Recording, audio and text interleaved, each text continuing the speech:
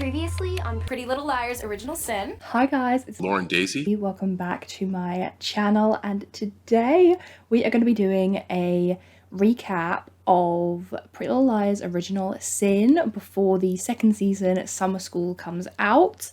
It comes out on May 9th, so mark your calendars. I'm super excited for this second season. I think I'm going to love it even more than the first season, and I really love the first season. So I thought I would give you a little recap of all of the episodes if you just don't have the time to rewatch them all again, or if you're kind of like intrigued by this new season but don't want to go back and watch the old season, or you know, whatever it may be. I am here to provide a recap for you.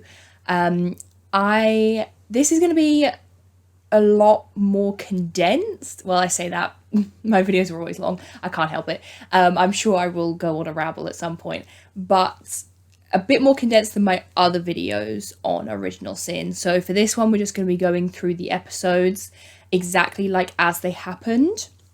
No kind of like obviously like theories or really reactions or anything like that, because I did that all at the time when the episodes were coming out. So I have a playlist on my channel called PLL Original Sin, and you can go over there if you want like more in-depth, proper like rambly talking about every single episode and who I liked, who I didn't like, and my theories and all that kind of stuff. Then that'll be more of those videos if you do want to go over and watch those. But yeah, today will be more of just like a recap, getting you ready for the new season. So the pilot, episode one is actually like chapter 1, and so it's chapter 1 Spirit Week, and this is when we obviously like meet all of our characters for the first time, all of our new liars, and they get us into the kind of mystery and backstory of this season straight away. We flash back to 1999, and this series, Original Sin, is set in Millwood, which is still in Pennsylvania. I can't remember exactly how far away from Rosewood, but it's kind of like a bit of like a sister like town kind of vibe, because they do go and visit Rosewood, and I don't think it takes them too long to get there. I think maybe an hour or like 2. So yeah, it's still set in Pennsylvania, in a town called Millwood. It doesn't have any direct correlation to the first series. We have a few like fun little like cameos, and like I said, they do visit Rosewood and things like that, but there aren't any like relatives of people or anything that's like really directly from the show. But it is set in the same universe, and it is a spin-off, so everything that happened in this show, everything that happened in PLL is still canon, if that makes sense. And when we first meet everybody in this show, in the pilot, in present day, not in the flashback I'm about to talk about, which has made this all a little bit more confusing, it's set, I believe, 5 years after the events of the finale of Pretty Little Liars. So like when Ari and Nessa got married, and you know, Hannah and Caleb said they were going to have their baby, and everything like that.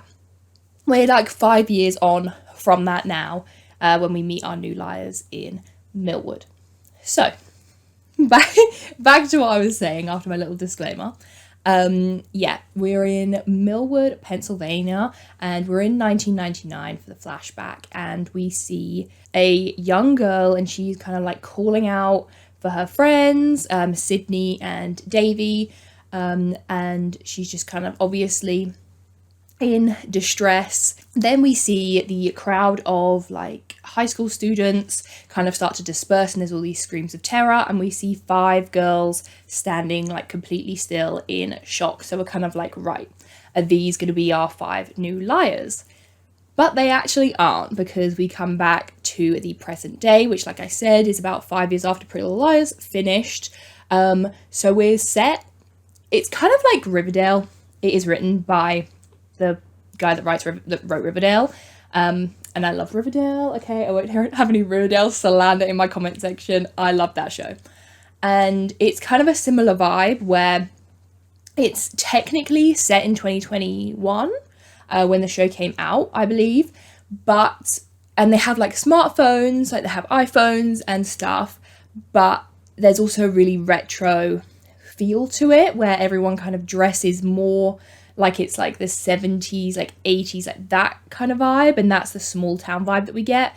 And for me, it's perfect. I adore it because that's the kind of aesthetic that I personally really love, but you also get like the fun of it's still, is up to date in terms of technology, so you can kind of mess around with that as well. The 5 girls that we saw are actually the parents, so the mothers of our new technical liars, who are now students at the same high school, Millwood High. And the first of our liars that we meet is Imogen Adams, and her mum is Davy.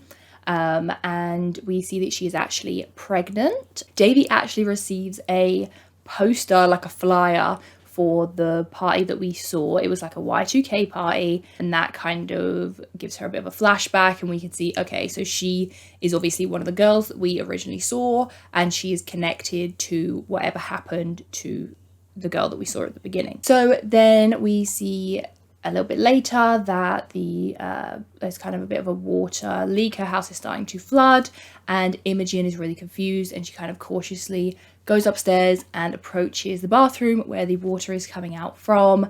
And when she opens the door, she finds Davy, who has ended her own life. Also, it kind of is made to look in the bathtub, and she has an A written in blood on the wall next to her.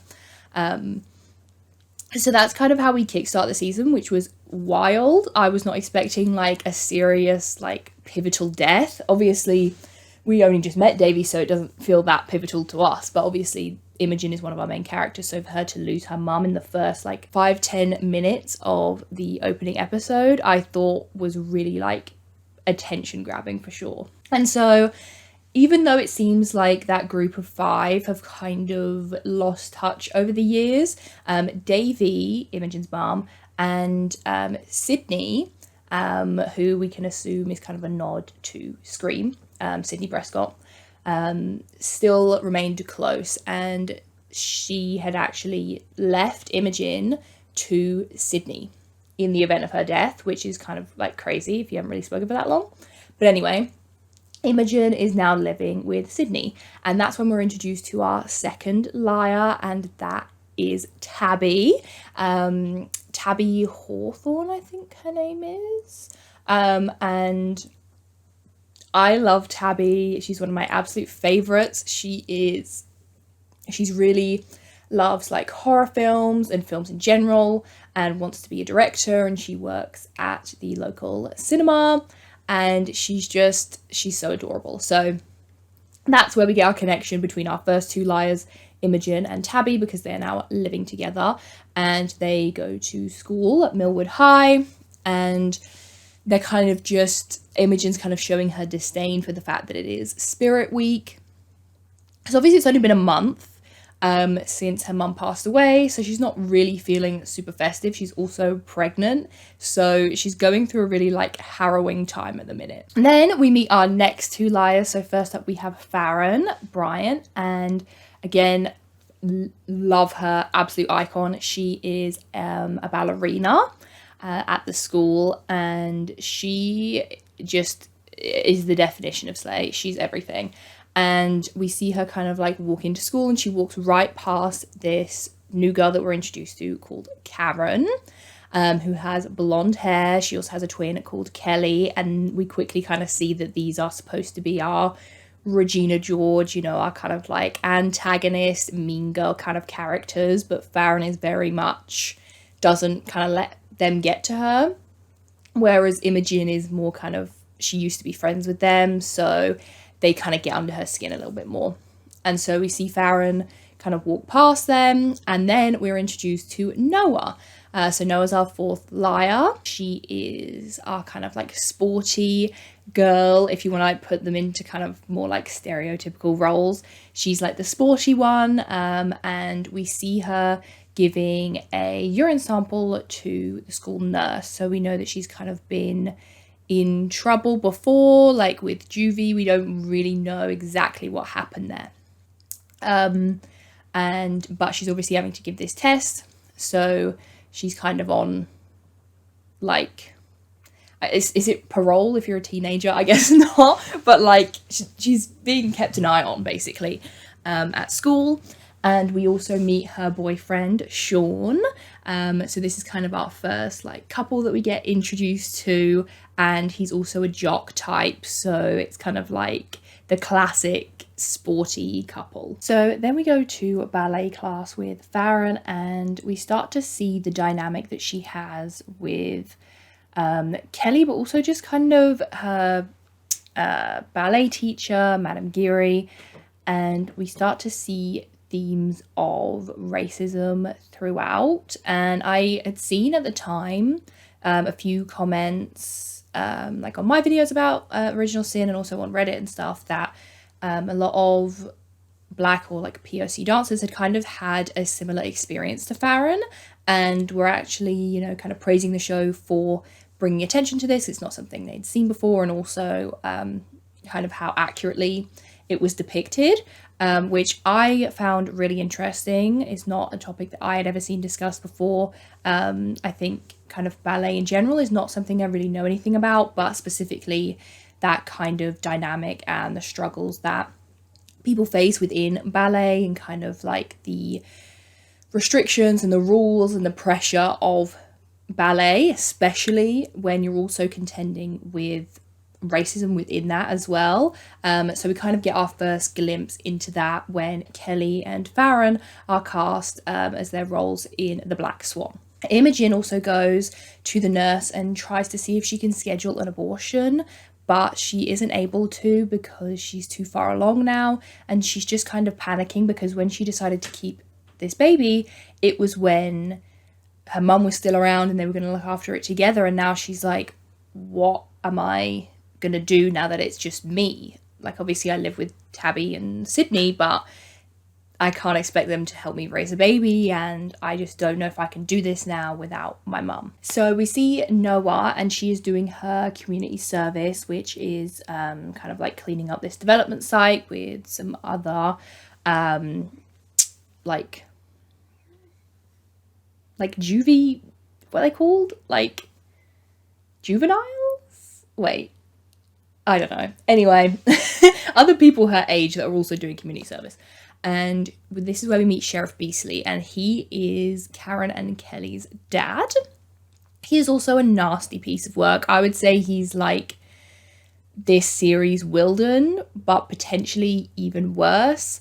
And so Noah kind of obviously doesn't like him, but she doesn't really think anything of it. And then later on, she actually goes past his car window and sees him, let's just say, in a compromising position with one of the other teen boys from the community service. And so she's kind of like, okay, like this is awkward now.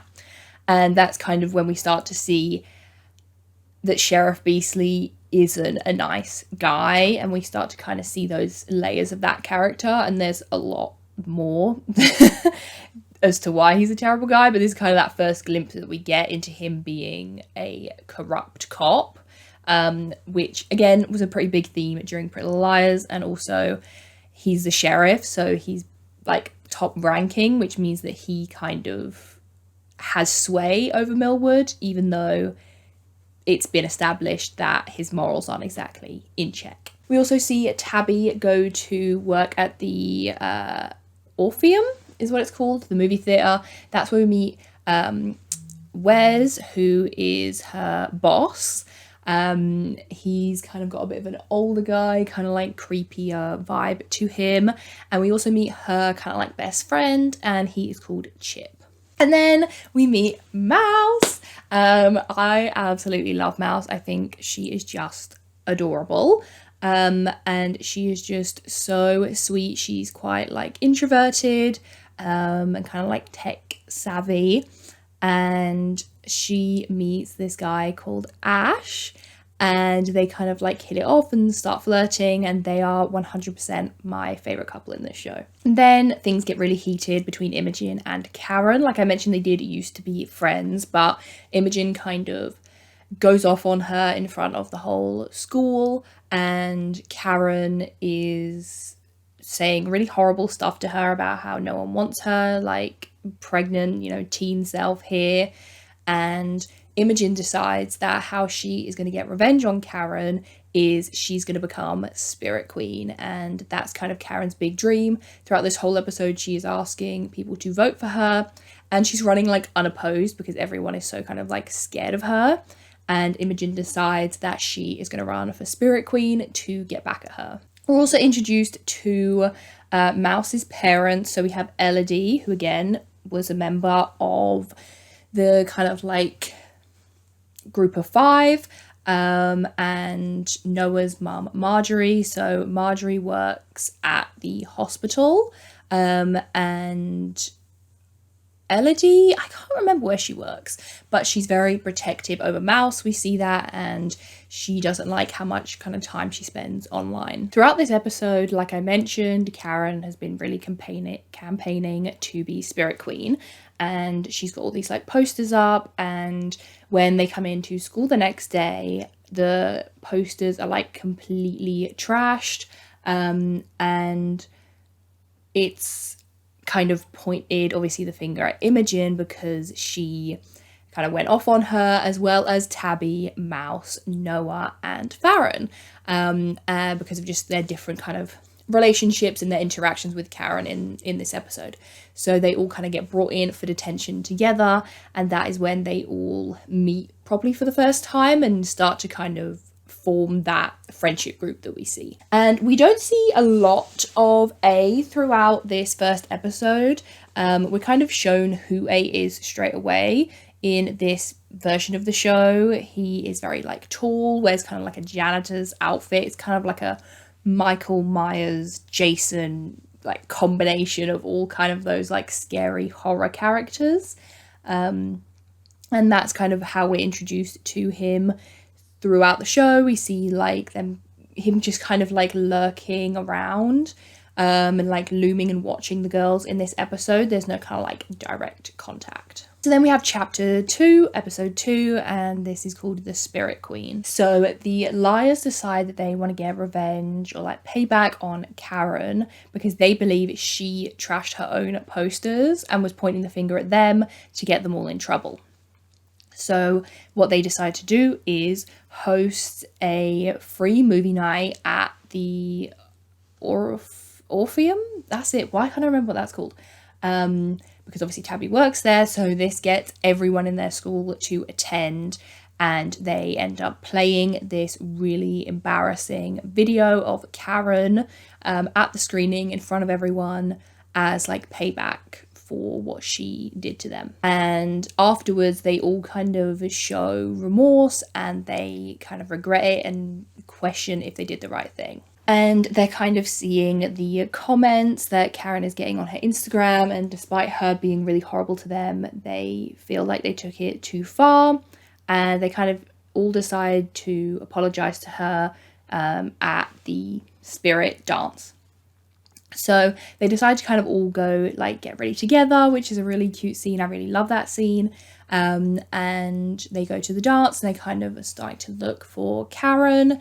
We see like some scenes with Noah and Sean and Chip and Tabby, and I really loved everyone's dresses, especially Mouse's. I thought it was just adorable. They get like called up onto stage to announce obviously the Spirit Queen, and it ends up being Imogen.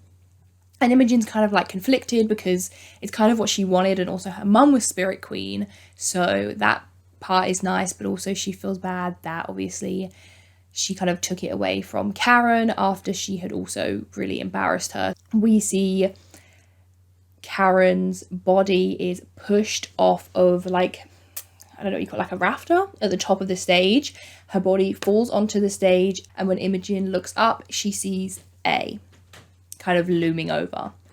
and obviously everyone is screaming. This is also when all 5 of the girls receive our first A text of the series, which was really just, it was so exciting. I was like, we're so back. We're so back. So chapter 3 is called Aftermath. So we pick up right where we left off, and obviously Imogen is just absolutely shocked, and Tabby's kind of trying to get her to run and like come off stage, and Kelly, Karen's twin, runs over to like go and see her body, and Karen's boyfriend Greg is just again completely stunned. Everyone is just like in absolute horror of what has just happened, and they like kind of go out into the hallway, and Imogen tells the other girls what she saw, that she saw this masked guy. They kind of debate whether she should tell Sheriff Beasley what she saw, but then they're all kind of scared because they're like, well, this text said under no circumstances should you tell anyone about me. So they're kind of, do we go down the road of like self-preservation, or do we just deal with the consequences of saying what we saw? And we kind of get a scene similar to in the Pretty Little Liars pilot, where they kind of all are like, oh, you've had texts from A as well, and they all realise that they're all part of it. We get this similar scene with our new 5 Liars, where they all actually, after like talking about this mysterious figure, realise they have all seen him at some point. And then later on that night, when it's just Tabby and Imogen by themselves, Imogen tells Tabby that when she found her mum, there was an A written in blood, and she starts to question if her mum actually took her own life or if A killed her like he did Karen. And Sheriff Beasley comes in to the school the next day after they've had their kind of like memorial assembly for Karen, and he wants to speak to the 5 girls about, obviously they, you know, had shown this film and now Karen's dead, so it's kind of like, you guys had motive, you obviously like hated her guts. And Imogen says, yes, this is what happened, but we weren't the ones that filmed this video. It was filmed at a party 6 months ago by a guy called Tyler, so maybe you want to talk to him as well. We then also meet Farron's mum for the first time, who I think I've mentioned everyone else. So yeah, she's like the last of the 5 of the like original girls, and she is very strict. She can be quite cold, and Zeke, Farron's dad, seems to be kind of the more warm of the two, and kind of like shocked by what's happened, obviously at the spirit dance, and how it kind of feels reminiscent of when they saw Angela. I don't know if I've mentioned that her name's Angela yet, the girl who we saw who was distressed at the very beginning, and her death is very similar to Karen's. So the mums actually all have a meeting, Corey, Sydney, Marjorie and Elodie, because obviously Davy is no longer there, and they think it's very bizarre that Angela ended up dying. We see, you know, like the flashback of Angela's death, and that she died in a very similar way to Karen, and they wonder if maybe something from that is now connected to them, and why their kids are specifically being seemingly like targeted or involved in this. So Imogen decides that she kind of wants to dig deeper into this Y2K party and this flyer that obviously her mum had been given. And so she goes to the site where, like the warehouse where it happened, where obviously Angela lost her life. And here she ends up having an encounter with A. This is kind of like the first time that we really see someone interacting with him, and it was very tense. It was really, really well done. So Tabby gets the 2000 yearbook out at school, and she sees that obviously her mum, Imogen's mum, you know, everyone's mums, and Angela are actually all in the same class. So they're starting to get a little suspicious about this, and they end up confronting Sydney, and she kind of just explains the whole situation to the girls and says, you know, she was like a classmate that they kind of tried to befriend, but she was just really damaged, and, you know, there was no father at home, and her mum was really, you know, her mental health was really bad, and Angela just had a very bad, you know, life, and they tried to be her friend, but they just couldn't. And ultimately, at that Y2K dance, she ended up taking her own life. We also have a bit of a argument between Sean and Noah, because he believes that she failed her drug test when really it was all just kind of Sheriff Beasley's manipulation, because he really wants, he wants Noah, Farron, or Mouse to kind of come forward and basically rat on Imogen and Tabby for showing the video and also like editing it and, putting it up in the cinema. And they kind of debate this, but then they ultimately decide to stick together. But because of this, Sean is really mad at Noah, thinking that she has relapsed, and Noah says she hasn't relapsed, and in fact, she never took drugs. And we find out that the reason Noah went to juvie was because she was actually taking the fall for her mum, who had been taking drugs and taking them from the hospital where she works. And so that her mum didn't lose her job, Noah said that it was her who had the drug problem and went to juvie to protect her mum. So the girls then go into the school the next day or a couple of days later with all of their mums to kind of basically plead their case to the school and just kind of try and sort this whole thing out with Karen and the video. And Kelly actually has a kind of like change of heart and says that it wasn't their fault, and the girls just end up getting, I think it was either community service or just detention. And so obviously, the parents are very happy about that. And Imogen, decides to go and see Kelly and kind of try to like extend a bit of an olive branch with her, because they did used to be friends, and it kind of seems that Kelly is the nicer twin of the two anyway.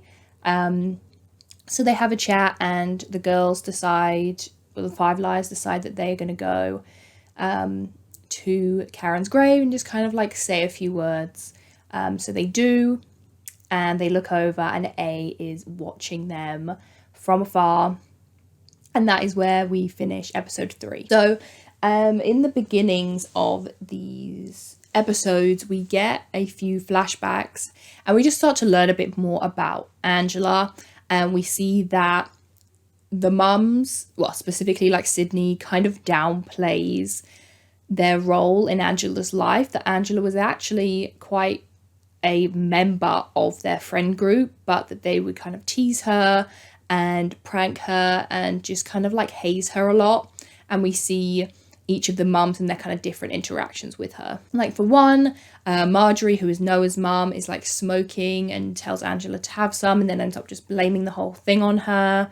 I can't remember who it was. Someone basically was like, we'll get tattoos together, but then just made Angela get the tattoo and then ended up like running away. Just like really horrible stuff. So then we have like a couple little storylines where like Tabby and Chip for their film class are going to be doing like a remake of a horror film, or like a horror film inspired by something I can't remember. So she's really excited about starting to work on that.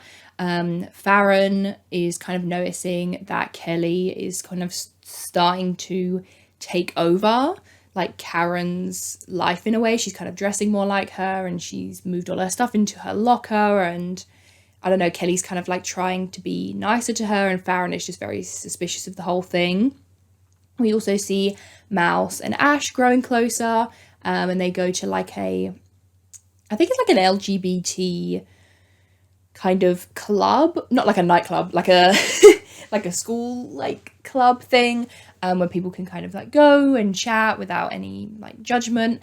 And Ash reveals to Mouse that he is transgender, which I thought was really amazing. I barely see transgender representation in the shows that I cover, and the only show that really did this before was the original Pretty Little Liars, and we all kind of know how recklessly they handled that. So it was nice to see Ash and kind of like his character's representation just handled in a much nicer way. So like I mentioned, Noah's mum Marjorie was stealing from the hospital, but Noah thought that she had stopped. She had promised Noah when she went to juvie that that was going to be at the end of it, but obviously that was not true and she was still stealing medicine. And A shows up at her apartment building and it is so intense. Like it's a proper, like feels like a proper horror movie sequence. A like chases her down the halls and up onto the roof and is basically saying, you know, you have to tell the hospital about this or else, basically.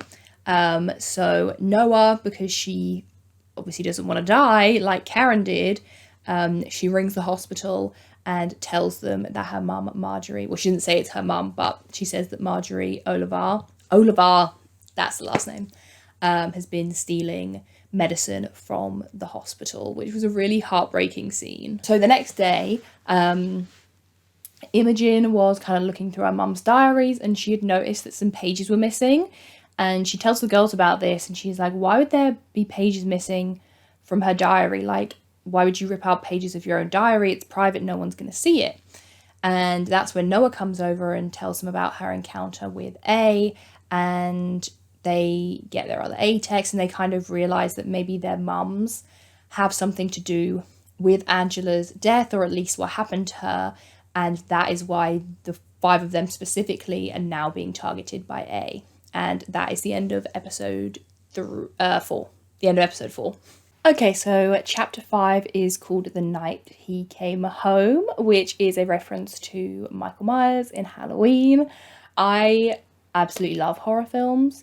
If you love like Scream and that kind of vibe of like calling out horror film tropes and lots of like references to horror films and nods and Easter eggs, you'll really love this show because they do that kind of stuff all the time and it's really fun. So this is a Halloween episode, which I love. Some of my favorite episodes of any show, Desperate Housewives, you know, Pretty Little Liars, Gossip Girl, are themed episodes, whether that's like Valentine's, Halloween, Christmas.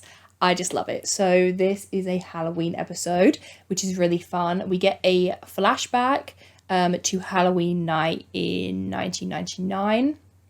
And we see once again that the girls are hazing Angela and they kind of get her to do this prank where she has to leave a bag of like dog poop on someone's like porch or something. And basically they're like, no, we've got your back, it's fine, like we're gonna, you know, it's like an initiation. But when she does it, the girls all drive away and laugh at her. And it's just really, really sad. I feel like some of the mums, do you know what, kind of all of the mums are bad people actually. I don't know if I like any of them.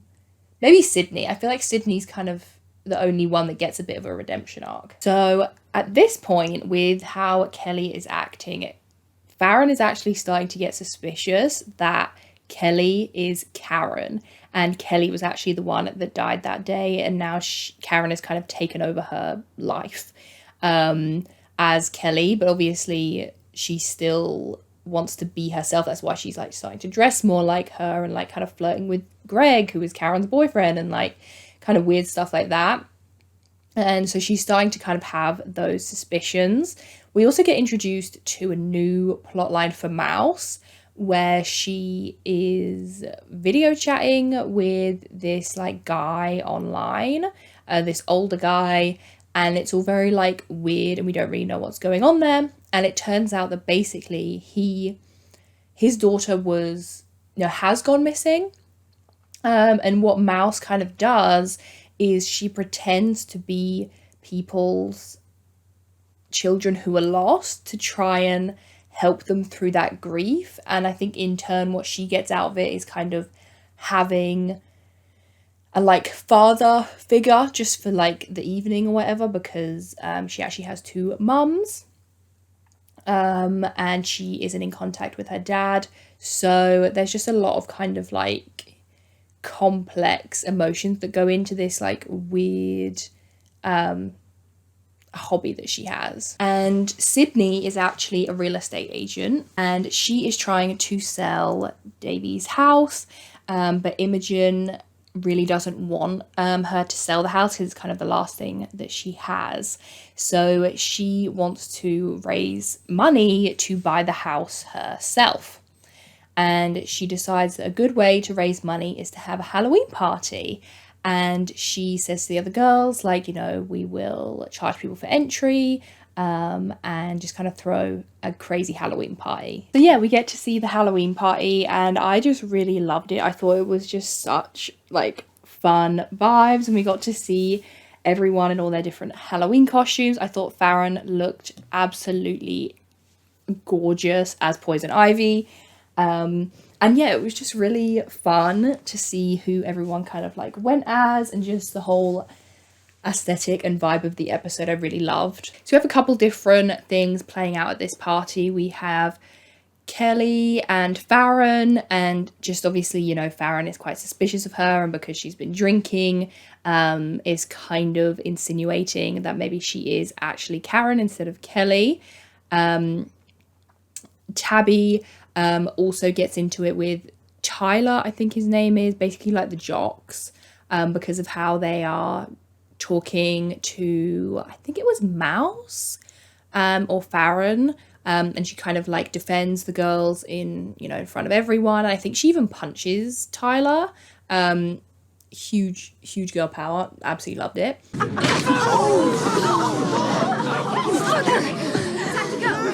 Dude, that shit's broken. Fucking bitch, dude. Like, I warned you. You should have shut the fuck up, Tyler.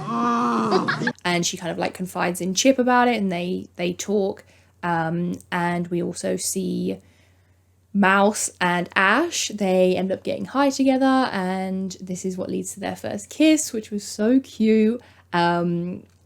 She had just kind of left that guy that I was telling you about, Steven, where they do their kind of like weird role play thing, and yeah, she'd left him and come over to the party. So then we see that A is, you know, kind of gets into the party undetected, because obviously he dresses pretty scary, so everyone just thinks that he's kind of part of the gang, and manages to avoid the liars, who obviously would have recognized him. And he ends up, after Tabby has punched Tyler, going and killing him and taking his body. Imogen also receives a call from someone who says that they knew Angela and also knew her mum, Davy, and that if she kind of wanted to talk more about it, they could meet in person. And we get one of, or maybe potentially the most emotional and kind of like heartfelt scene in the entire show, and it's between Imogen and Tabby. And Imogen kind of asks Tabby if she wants to talk about it, why she kind of went off on Tyler so much. Obviously he was being a jerk, but it just felt like there was more to it than that. And she admits that during the summer there was this party, and she had had one drink, and it was like kind of like a party thrown by the jocks, and so it was kind of a crowd that she wasn't really used to, but she went just to kind of have fun, and Chip kind of warned her not to go, but she, you know, wanted to have fun in the summer, and her drink was drugged, and she kind of wakes up and realizes that she was assaulted. And it was just a really like gut-wrenching scene between the two of them, and this is when Imogen admits to Tabby that the same thing had happened to her, and that is actually how she got pregnant. And yeah, and they kind of like hold hands and they talk to each other, and it is just very emotional. It makes me cry every time that I watch it, and I just think Pretty Little Liars this time around is handling sensitive topics that need addressing, but also are doing it in a way that just feels so much more like delicate and just more well thought out than they had previously. And despite it being like a really horror and dramatic show, they don't ever bring that into these heartfelt moments. They just get their time to really like shine, and you see the vulnerability of the characters. Something happened to me. Something happened to me too. So that is the end of episode 5, and now episode 6, or like chapter 6, is called Scars. We start this episode off with them talking more in depth about what happened to them. We see some flashbacks and get to just know the details of both of their stories, like this party, and Imogen asks if it was Tyler, and that's why she went after him so bad, and Tabby admits that she doesn't actually know. It was just such a blur and she just can't remember, and that's why she's so just angry at all of the jocks, because she feels like it must have been one of them, but she has no way of knowing which one, and it just makes her feel really like powerless. And Imogen asks if she's told her mum, but Tabby says no, and she'd actually not told anyone until right now, and she was telling Imogen. And Imogen says that her mum was also the only one that knew about her attack, and that she also has no idea who assaulted her either, which is just so heartbreaking. So they have like a hug, and it's just a really lovely moment. I really love their friendship. And they decide that they're going to go after school and talk to this guy who had called Imogen. His name's Joseph England. Farron is kind of starting to get closer to this guy called Henry, who is another dancer in her class. And he's kind of like her love interest. I don't remember if they start actually dating in this episode. I'm not the hugest fan of his, I can't lie. But maybe that's because his character isn't super fleshed out. But so she's kind of going with that. And we also learn in this episode that she had scoliosis as a kid, and because of that she had corrective surgery, and she has a really big scar on her back that she is quite insecure about when she does ballet. So she kind of has her costumes altered to cover it. So Noah doesn't have to wear her ankle bracelet anymore, but she still does have to give her urine samples. So she goes to the nurse, and the nurse says that, you know, she heard about what happened with Marjorie, and because she used to work at the hospital as well, she could convince them to take her back. So Noah goes home and she says to Marjorie, like, okay, you can get your job back at the hospital. All you have to do is go to rehab for 30 days.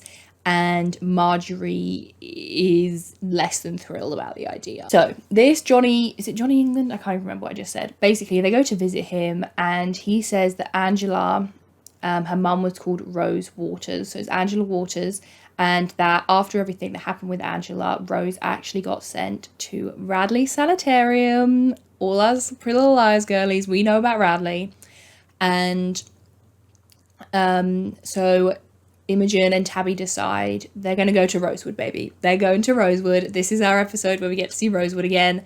And they go on like a trip, and they go and they stay at the Radley Hotel, because obviously it's not sanitarium anymore. So they go and they stay there, and Tabby goes into a store called Ezra's Books, and yeah, we just get like a little bit of fun Rosewood nostalgia. And they meet up with Eddie Lamb. Now, he's not played by the same actor, which is like a little bit jarring, but he is canon. It's definitely like Eddie. And he says that he actually knew Rose Waters, and they get to see the log of who actually came to visit her and stuff. So they get a little bit more information just about like what happened, and that Rose was just incredibly angry over what had happened to her daughter and how she had been bullied at that school. Ash and Mouse go bowling together, which is really cute, but then Stephen shows up and is just being very weird, and because Mouse doesn't want to freak Ash out, she actually ends up telling him that Stephen is her actual dad. Then at school the next day, Farron gets a text from A. Kelly also has a run-in with A where he, like, the text says, oh, is this Kelly or Karen? And kind of like chases her around basically, but she's fine. And Farron gets a text saying that the scars like go deeper than you think, and she finds her medical files in her locker, and it turns out that her scoliosis wasn't actually as bad as her mum made it out to be, and that she did not need to have that surgery, but her mum insisted on the surgery even though the doctors advised against it, because she didn't want her daughter to have any imperfections. which has obviously left her with the scar that she has, and she's in a lot of pain because of this, you know, surgery, when in reality she probably could have just worn a back brace for a few years and it would have sorted itself out kind of like naturally. And obviously she feels incredibly betrayed by this and hurt that her mum had lied to her for so many years. And to kind of show her mum that she knows what happened and isn't, you know, ashamed of imperfections, which obviously we all know is not an imperfection. Scoliosis is obviously a condition that affects a lot of people and is hard enough to go through anyway, with if you do go down the surgery route or the back brace route without your own parent who's supposed to care for you and look after you turning on you and going like behind your back.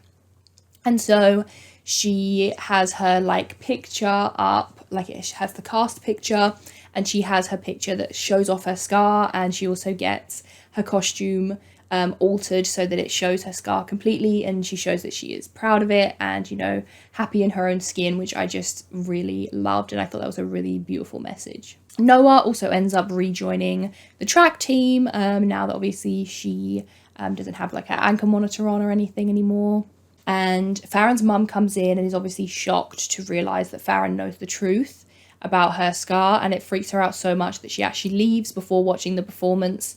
All the girls go and watch, and her dad, but her mum leaves, and because of the stress she gets into a car accident. So after the show, they have to leave and go to the hospital, and that is how episode 6 finishes. So chapter 7 is called Carnival of Souls, and this is fun. It's got, again, that like small town vibe. We get to see like the like fun fair carnival, kind of like Child's Play 3, like that kind of vibe. So for Elodie's flashback, like I said, each of the mums has been getting one. We see that she and Angela had actually kissed, but when they're confronted about this, Elodie insists that it was all Angela and that she was kind of like coming on to her, which again is just piling on to Angela and just making her feel just awful in this friend group. Also, we find out that Farron's mom is completely fine, like she's just gonna have to be in a wheelchair for a little while she like recovers, but she wasn't like seriously injured. So Imogen and Tabby kind of shared what they learned in their Rosewood trip, and they show them the log of who went to go visit Rose Waters, and actually it was them all of their mums' names were on the list. So they're kind of like, why would they go and visit her? Like if they're down, because they're really downplaying their connection to her, they're like, if they weren't that close with her, why would they then go and visit her mum? And Farron and Kelly kind of have a bit of a heart-to-heart where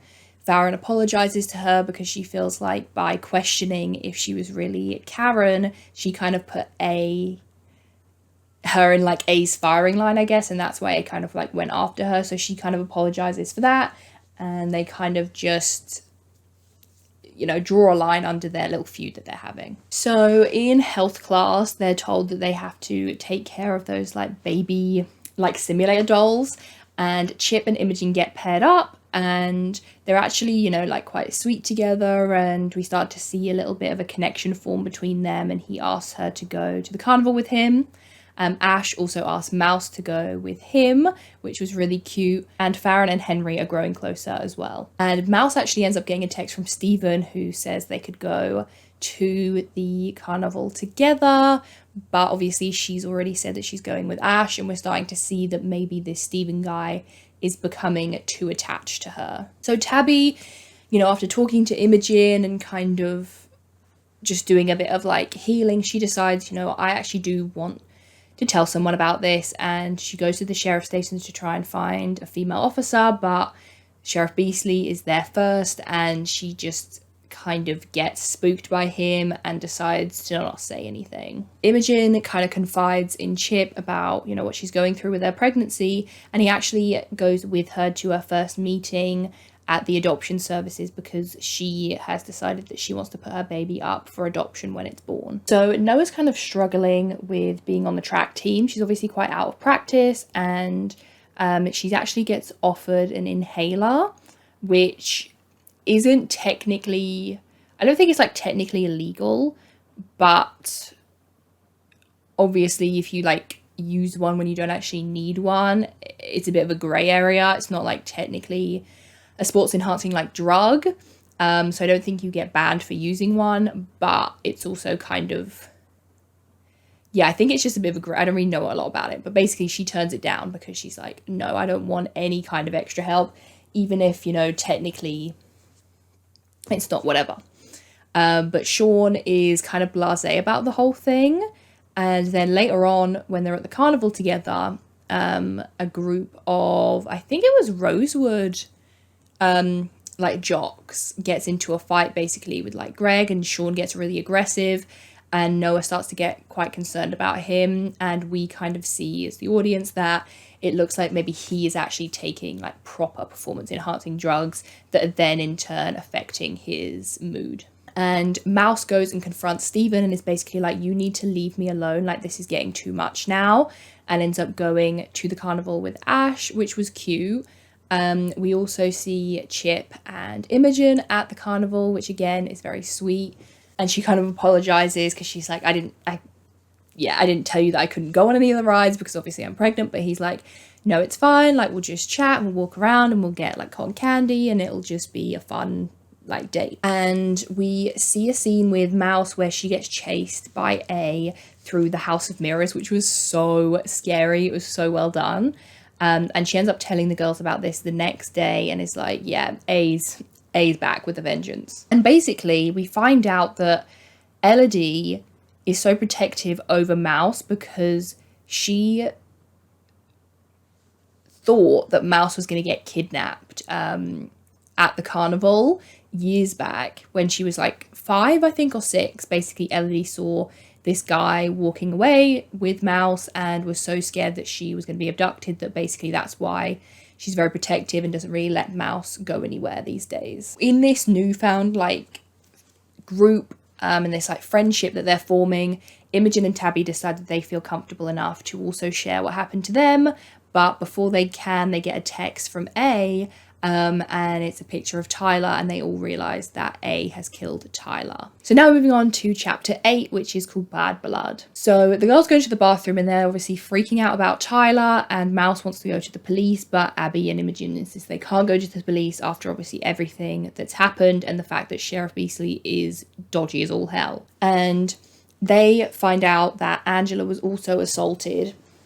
So there's all these kind of like weird parallels between them and what happened to Angela. And they decide that if they can figure out what happened to Angela and who A is, they can actually like go to the police, or this whole thing will just be resolved. And it's just too soon to go to the police without proper evidence yet. Imogen, Tabby, I am so sorry that happened to you. We all are, and we got you. Whatever you need. And so Tabby and Imogen tell the other 3 what happened to them after realising that the same thing had happened to Angela, and they think maybe it's connected. Imogen then actually goes and also tells Kelly about what happened to her that night, because it was actually the same night as a party where she had fallen out with Karen and Kelly. It's also Thanksgiving, which is also fun, and Chip asks Imogen if she wants to, you know, spend Thanksgiving with him and his family, because obviously it's her first one with our mum. And we just kind of see a lot of like family dynamics in this episode, and we find out that Mouse, the guy that Elodie said was like abducting Mouse, was actually her father. So again, we're getting a lot of like betrayal from the parents to the daughters and just not really sharing the truth with them. They decide they are going to try and figure out who attacked Imogen and Tabby, and the way that they're going to do that is with a blood drive for the school. So if everyone donates their blood, they can then test this blood against Imogen's baby, and if they have a match, they at least know who attacked Imogen and potentially who also attacked, you know, Tabby. They're like, we need the jocks to do this, and no one's signing up for it. So Noah's like, right, I'm going to go and I'm going to talk to Sean and get him to make sure that all of the guys from the team donate their blood. And when she goes to ask him, he basically, you know, alludes to the fact that they don't really want to donate blood because they are taking these kind of performance-enhancing drugs. I have a plan B. While the team's practicing, we sneak into the locker room and swipe DNA off their mouth guards and shit. Ew, gross. So after the blood drive, they give Marjorie, Noah's mum, because she'd also been told about what happened to Tabby and Imogen, the blood samples, and they have like non-jocks and jocks, and basically to test them and to see if they have any matches. And they decide, you know what, we want to just have some fun. So they all go out clubbing, which is really cute, and they like, Kelly comes along as well, and they just like, you know, dancing and just actually, you know, kind of having fun and just being teenagers for once in this show. And when they get back home, Tabby and Sydney have a heart-to-heart, and Tabby tells her mum what happened to her that night in the forest. So Imogen decides that to try and find Rose, she's going to go back and speak to, is it like Joe? I think, yeah, Joseph, not Johnny. I don't know why I said Johnny. Joseph, and see if he knows what happened to her after she left Radley. But when she goes back, Joe is hanging there and has left a suicide note. And they actually realise that the handwriting on the note matches somebody who went to visit Rose in Radley, so under a different name. So they're kind of like, so this guy's connected to Rose as well. And he also says in the note that he was in love with Angela. There's a yearbook and it has all the mums' faces scratched out, and they kind of come to the conclusion that maybe he was A and he just hated the mums for what they did to Angela, you know, and that he just couldn't handle it anymore, and took his own life. So they kind of think that maybe this whole A thing is over because now Joe isn't around anymore. So then moving on to chapter 9, which is called Dead and Buried. So the Liars decide that they need to tell their mums about this because the mums are clearly connected to it. So they get them all round to Tabby's house and tell them all everything and ask that they be honest with them about their relationship with Angela. I don't know why that was like, I just couldn't say that word then. And Sydney is the first to admit that actually they were complete bullies to Angela and they were horrible to her in high school. So Noah comes back to her apartment and she actually finds her mum's drug dealer there. And obviously she just feels completely betrayed because she took the fall for her mum last time, and she not only, you know, was taking drugs again, but Noah got her another second chance with the hospital, and all she had to do was go to rehab, and she is now getting drugs from her dealer again. Then before the episode ends, we get another huge reveal that Tom was also in their high school and that he was dating Davy, Imogen's mum. So they were kind of like the power couple of the school, and that he actually ended up being the one who assaulted Angela. So then lastly, we're moving on to chapter 10, which is Final Girls, and this is the last episode of season 1. So for this, we get our final like kind of Angela flashback, and we get a really lengthy one. We get to see her difficult dynamic that she has with her mum, and we actually see her, you know, going to this dance. She's in this like dress, and her mum is very like hyper religious and doesn't like the dress that she's wearing, or that, you know, she wants to wear makeup or anything like that. And she basically says to Angela that this is why Tom hurt her, because she dresses like this, which is just so horrific and horrible. And so she cries and she runs to the party where she obviously wants to talk to who she feels like are her friends, but they aren't, and that's when Angela ends up taking her own life. So none of the jocks end up being a match for Imogen's baby, and Tabby starts to get this weird gut feeling that Chip is the one who attacked them. She just has this weird interaction with him. She also realizes that, you know, she had just spoken to him before she went to this party, and he was also at the party the night when Imogen was attacked. So she just has this horrible feeling that it's him, and obviously Imogen is dating him and really likes him and doesn't want to believe that that could be true. But she trusts Tabby and she believes her, so they kind of go to confront him together, but he isn't home. So they go to see him at the cinema, and they just have this moment where they all kind of like realize like he knows that they know that it was him. And it was just, oh my God, it was just one of the most heart-wrenching scenes I've seen in TV. It was like just another level, because we had seen him for the past 10 episodes. We'd seen his sweet friendship with Tabby and his, you know, kind of budding relationship with Imogen and how kind he was to her. And I think it was just such an important thing to show, because not all people that are going to assault you are, you know, these like really like they're not these scary looking people, or, you know, people that you would expect. It's kind of like that Ted Bundy effect where they can be close and they can be charming or nice, and it can just be the most confusing just scenario in the world, where you now, like, Tabby and Imogen have to come to grips with the fact that this person that they genuinely cared about and thought that cared about them had actually hurt them so deeply and had been lying to their faces ever since.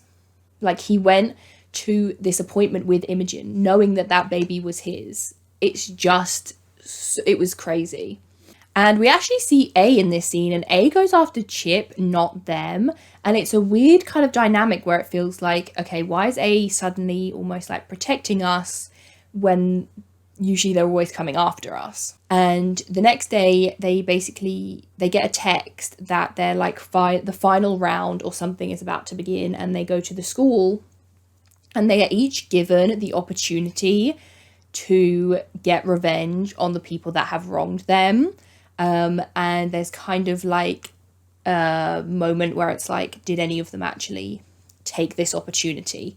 But they don't, and they go into the hall where all their mums are.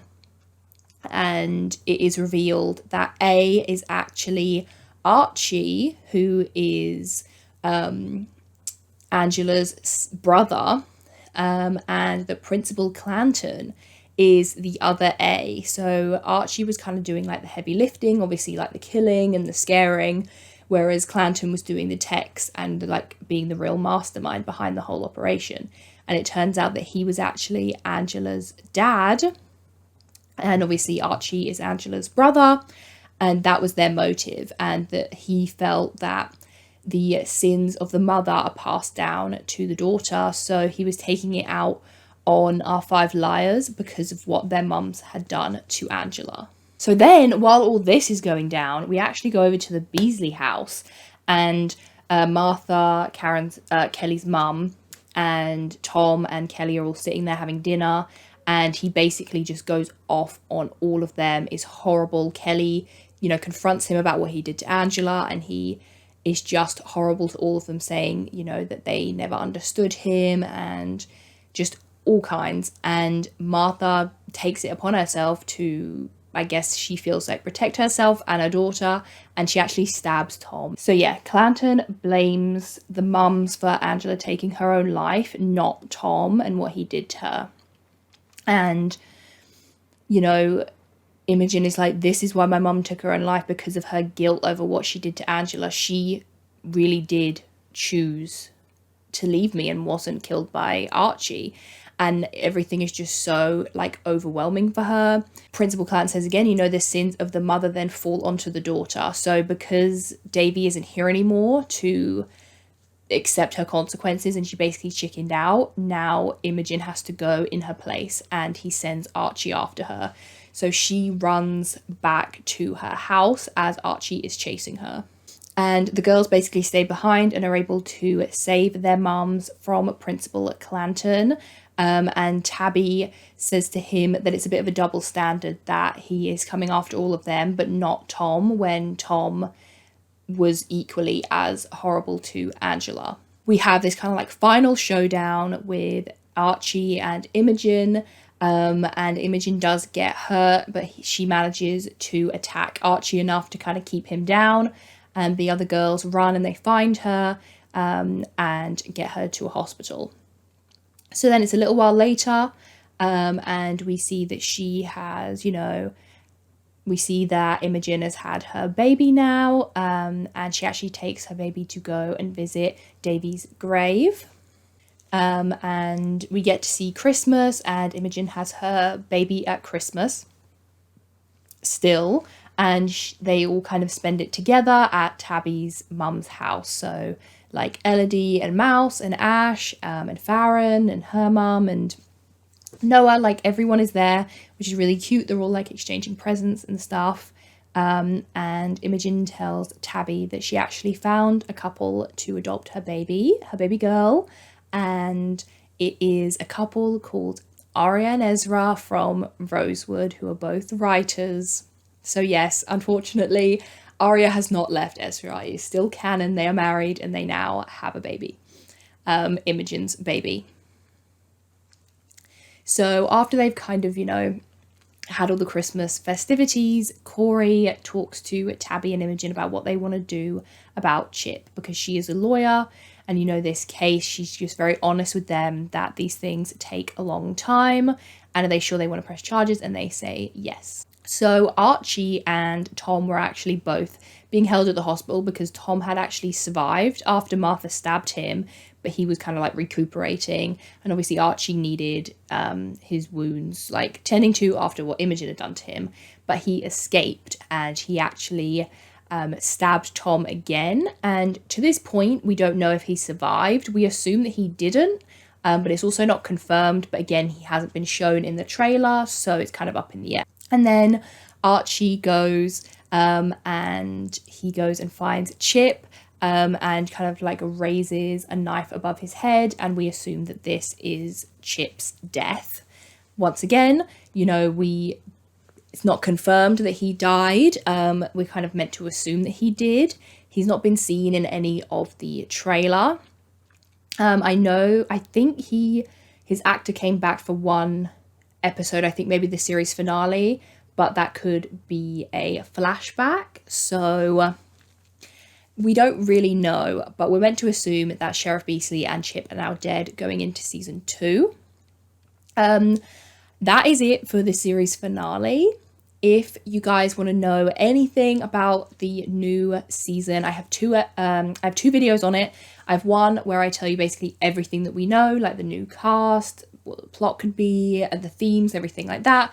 And I also have another video where I talked about my reaction to the trailer. You guys get to see that, and also my predictions for season 2. And yeah, I'm really, really excited. I think it's going to be incredible, and I hope you guys are excited. Please let me know down in the comments what you thought of season 1, because I guess we're kind of putting season 1 to rest now. So any kind of like final thoughts about it, your predictions for season 2, and yeah, it's like I said, premiering May 9th. I'm so excited. I'm probably gonna watch, because 2 episodes are dropping on May 9th, so I'll probably watch those, and then I will film a video for you guys talking all about the first 2 episodes, what I think, who I like, who I don't like, my predictions, all that kind of stuff, and then we can talk all about that. So yeah, I will see you guys in my next video. Bye. Oh, also, I'm also thinking of doing a video kind of more in like this kind of realm, still poking out from underneath here, for Pretty Little Lies Original Sin, where I do kind of like the relationship maps and like that kind of thing, but I also don't know if there's enough material yet. I'm like, wait till the end of season 2, but then even then, do you think 2 seasons is enough to do a video like that? Let me know what you think. Yeah, okay, now you can go. Bye.